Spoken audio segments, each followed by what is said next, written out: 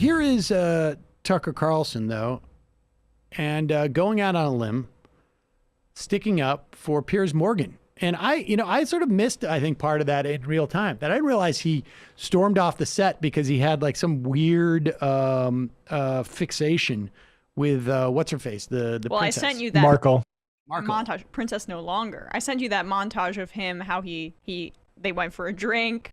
Yeah, so weird. Then she started dating Prince Harry. Who knows if the drink was platonic or not, but it sparked this like intensity where Piers Morgan became obsessed with Meghan Markle. Here's Tucker Carlson the other night trying to suggest that Piers Morgan is just like an average dude. Piers Morgan was forced off the air last month. We were told it was because he had insulted the fake. Pause. He was not forced. He walked off and quit.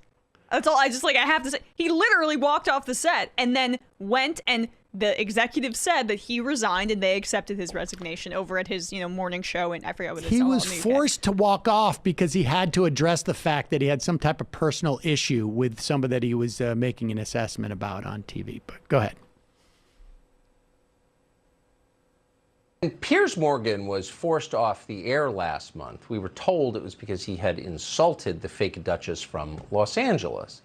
But on some level, it wasn't really about her or even about him. It was about all of us and our right to say what we think is true in a supposedly free country. It was about free speech and the freedom of conscience. Pause it. Of course.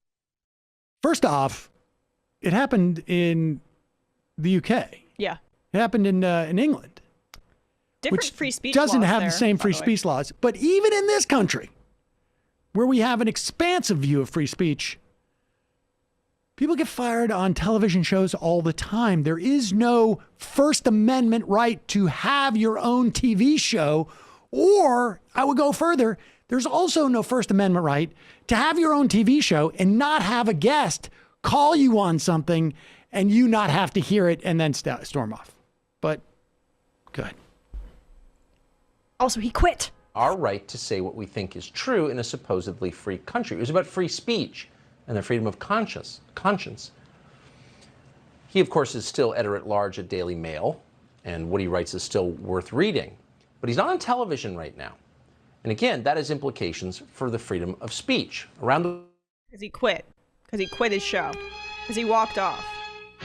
He quit the show. Even if he gets fired, I mean, like, he quit the show.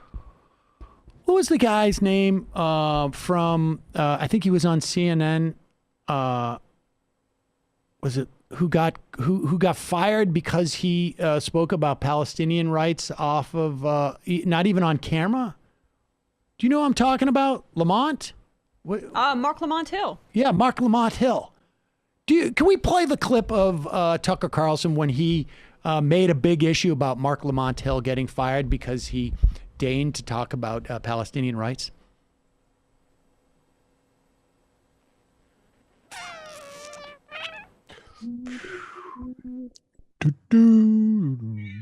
I mean, come on.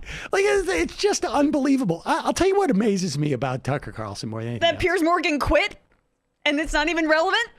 What amazes me about Tucker Carlson is this dude knows, like, like Sean Hannity is a liar, but Sean Hannity is like really dense. I mean, really dense. Like, how does this guy figure out how to tie a shoe? Dense. But Tucker Carlson's not an idiot. Mm-hmm. He knows what he's doing.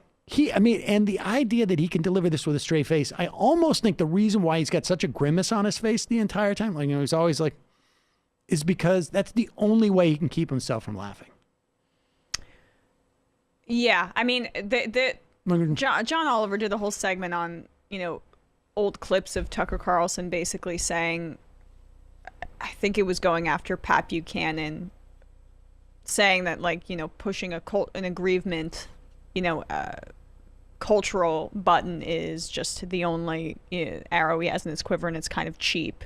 And that now that's exactly what Tucker Carlson does on a daily basis. Absolutely. It's just, I think that it's impressive that the guy never cracks up. I mean, because he knows what he's saying is such bull. Yeah. And yes, the summation of the Piers Morgan thing was that he was insanely unhinged about a woman speaking out about the racism of the crown and the royalty in the United Kingdom, because it's one, mixed up with nationalism for that country and this weird obsessive patriotism, and two, because he was clearly in some way sexually attracted to her in some dark way and was mad that she didn't go on a second date with him. It's like, and so then he quit, but apparently that's a First Amendment concern.